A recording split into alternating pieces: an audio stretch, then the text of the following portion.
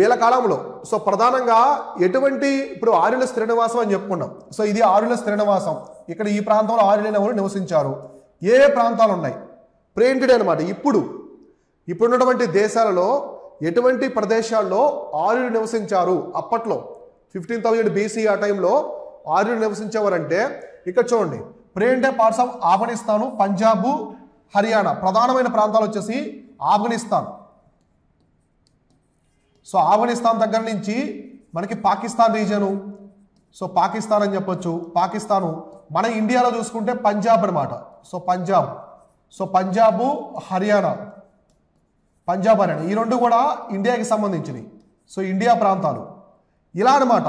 ఇవి ఒకప్పుడు ఆర్యుల స్థిర నివాసం.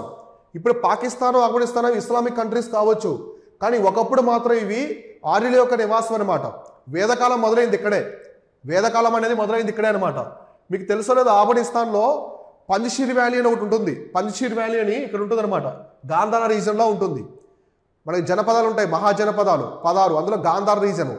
ఈ పంజషీర్ వ్యాలీ అనేది మన తాలిబాన్లు అటాక్ చేస్తారు కదా, అందులో చివరి ప్రాంతం అనమాట. తాలిబాన్లు ఆక్రమించుకున్న చివరి ప్రాంతం.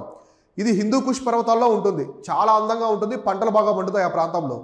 ఈ పంజషీర్ వ్యాలీ అనేది ఏంటో తెలుసా మీకు? మహాభారతంలో దుర్యోధనుని యొక్క మేనమా ఉంటారు కదా, శకుని యొక్క సామ్రాజ్యం అనమాట అది.